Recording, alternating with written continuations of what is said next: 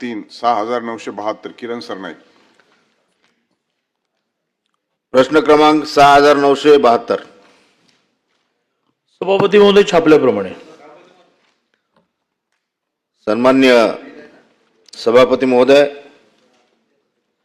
महाराष्ट्रातील समाजकार्य महाविद्यालय हे अगोदर सामाजिक न्याय व विशेष सहाय्य विभागाअंतर्गत चालवले जात होते. तेथे पदभरती करण्यासाठी विद्यापीठ व सामाजिक न्याय विभाग यांची मान्यता लागत होती. त्यामुळे जवळपास 2017 पासून शिक्षक व शिक्षकेतर भरती रखडलेली आहे. तसेच सामाजिक न्याय विभागाअंतर्गत ही महाविद्यालय चालत असल्यामुळे या ठिकाणी संरचनेचा अभाव होता.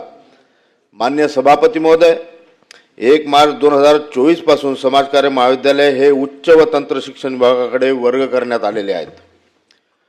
2026 मध्ये वरिष्ठ महाविद्यालयातील प्राध्यापकांची जवळपास 5,000 पदे व शिक्षकेतर कर्मचाऱ्यांची 3,000 पदे भरण्याची घोषणा सन्मान्य मंत्री महोदयाने या ठिकाणी केलेली आहे. या ठिकाणी सन्मान्य सभापती महोदय, पहिल्या 3 प्रश्नाचं उत्तर जे लेखी दिलेलं आहे ते मला योग्य वाटते, परंतु बाकीच्या प्रश्नामध्ये माझं समाधान झालेलं नाही आहे. माननीय सभापती महोदय, मी मंत्री महोदयांना विचारू इच्छितो की ज्या पद्धतीने उच्च व तंत्र शिक्षण विभागाअंतर्गत पदवी महाविद्यालयातील रिक्त पदे भरण्यासाठी मान्यता दिलेली आहे, तशीच मान्यता समाजकार्य महाविद्यालयातील रिक्त पदे भरण्यासाठी देणे आवश्यक आहे. या ठिकाणी या संदर्भात आपण आकृतीबंध अंतिम करून मान्यता दिले जाईल असे नमूद केलेले आहे.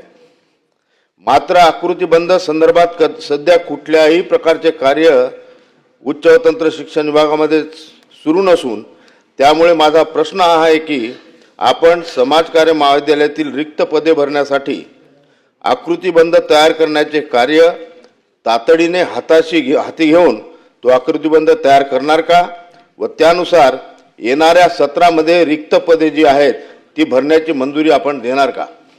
मंत्री माझा दुसरा प्रश्न असा आहे सभापती महोदय, आपलं एकच झालं का आतापर्यंत? माझा दुसरा प्रश्न असा आहे सभापती महोदय, दोन्ही प्रश्न बोला बोला. जे एक समाजकार्य महाविद्यालय आपल्या उत्तरात आपण सांगितलेलं आहे. माझा दुसरा प्रश्न आहे की जे एक समाजकार्य महाविद्यालय अंशतः अनुदानित आहे व 19 समाजकार्य महाविद्यालय विना अनुदानित आहेत, या महाविद्यालयांना आपण अनुदान देणार का, असा माझा दुसरा प्रश्न आहे. मंत्री महोदय. सभापती महोदय, पहिला प्रश्न जो त्यांचा आहे तो त्यांनी 3 मुद्द्यांच्या बाबतीत समाधान व्यक्त केलं आहे, कारण अतिशय क्लिअर आकडेवारी आपण दिली आहे.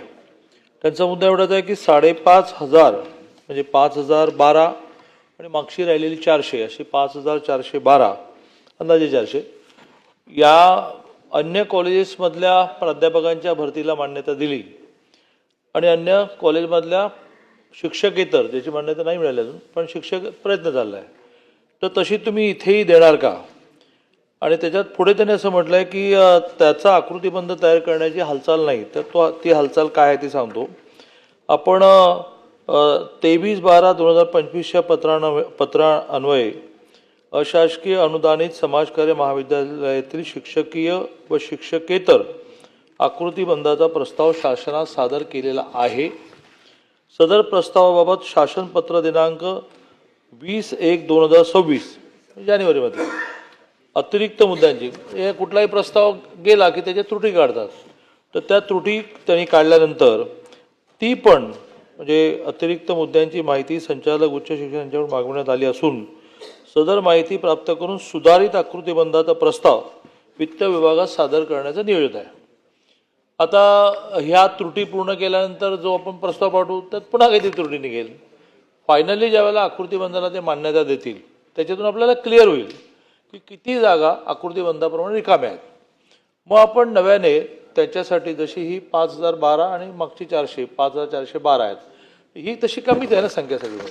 हे सगळी मिळून संख्या जी आहे त्याच्यामध्ये 821 प्राध्यापकांची आणि 881 शिक्षकेतर 1,702 पदं अनुज्ञ आहेत. काय त्यात आणखी बदल होणार आहे?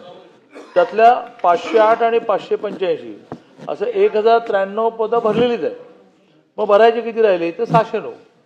म्हणजे एक सुद्धा जास्तच असतो, पण बाकीच्या कॉलेजेसमध्ये 11,000 रिकामी होती, मग आपण 5,000ची परवानगी मिळाली, त्या म्हणाले कमी आहे, पण ही पण भरू, ह्यालाही परवानगी मिळेल, पण त्याचा आकृतीबंध तयार करण्याचं काम चालू आहे. आता दुसरं आपण विचारलं आहे की 19 महाविद्यालयांना ग्रँटच नाही आहे, त्याचं काय करायचं? हा एक स्वतंत्र विषय आहे, कारण 2001 नंतरच्या कुठल्याही महाविद्यालयाला आपण त्यांनी एका अर्थाने ॲफिडेव्हिट म्हणा, शपथपत्र दिल्याशिवाय किंवा आम्हाला अनुदान नको आपण परवानगी दिलेली नाही. 2001 नंतर कोणालाच परवानगी दिली नाही. Not arts, science, commerce, polytechnic, engineering कशाला दिलेली नाही.